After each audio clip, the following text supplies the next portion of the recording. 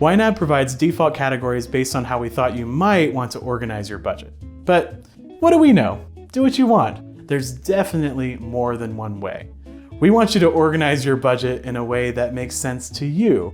So here's a few ideas just to get you thinking. One structure that really resonates with people when they first get started is to budget by pay cycle. This is good if things are really tight, and that might be the case for you when you first start budgeting. You have a category group for each paycheck. So in this hypothetical example, I get 2 paychecks a month, so I have one for each of those paychecks. And the categories that I have represent the bills that need to come out of that paycheck. So I get 1 paycheck at the beginning of the month that needs to take care of the first half of the month's bills. My next paycheck takes care of the other half. And you'll notice that I put the date that these bills are due right there in the category name. So I can see at a glance when those are due. So when I'm budgeting, I know what needs to be taken care of first. In addition to those 2 category groups, you also want to have a day-to-day expenses group.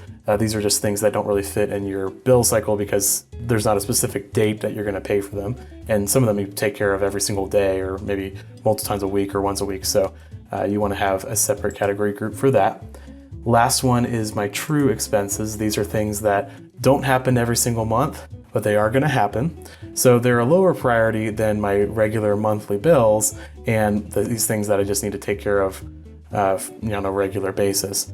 But we do want to be sure we take care of them. So I have a whole group just for that as well. And this just kind of helps clarify the bill paying part of the budgeting process. So if that's something that you are a little nervous about, this could be a really good structure for you. Another structure that folks seem to really like is to separate your wants from your needs. Because when you first get started, it can be hard to prioritize. And this helps you prioritize really well because you kind of admit, okay, this thing's more of a luxury, but this thing is more needed for survival. And you separate them so you can see it. You notice that I also separated my needs a little further. I have my monthly needs. These are bills and expenses that come up every single month. And then I have my true expense needs. These are also important. They're still needs, but they don't happen every single month, so they're a little bit of a lower priority. And then at the very bottom, I got all my wants, all the fun stuff, things like vacations, gaming, music. Those are things that I do want to take care of because I want to have some fun in my life, but they are a lower priority than the water bill or the electric bill, so they're going to be lower down on the list. And one thing to keep in mind, what I have here is just an example. A lot of people are going to have a very different wants and needs budget because everybody's different. So a want for one person might be a need for another and vice versa. So just keep in mind, this is going to look different for everyone. And you actually might find as you go through the budgeting process, something that you thought was a need is really more of a want. So you want to be flexible here and change it around as you need to. The last idea I want to share with you is to organize your budget by theme. This is just kind of intuitive to a lot of people. In fact, I bet a lot of you, if you were just to list your categories and arrange them in some kind of structure starting from nothing, this actually might be exactly how you do it because it just kind of makes sense to people. So you want to arrange your categories by a topic. Anything related to housing or utilities is going to go under housing. Anything related to your car goes here, right? So it just kind of makes sense. But it also has a lot of really good benefits.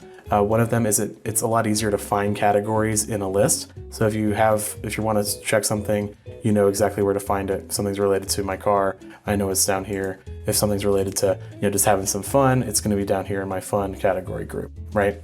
But probably the biggest benefit is the reporting benefits you get.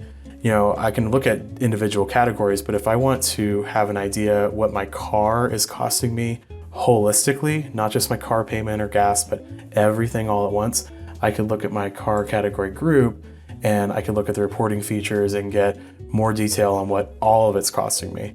So that can be really powerful, especially if the reporting is really important to you, to get a sense of what you need to do. Okay, so again, benefits, it just makes sense to people. That's key. Reporting benefits, but also it makes it easier to navigate your budget and find things. I'm hoping this gave you a few ideas. Play around with it, make it yours. And hey, when you change your mind a few months from now, because you're totally gonna change your mind a few months from now, that's okay, just change your budget. Nobody has it figured out right out of the gate. Your budget should change along with your life.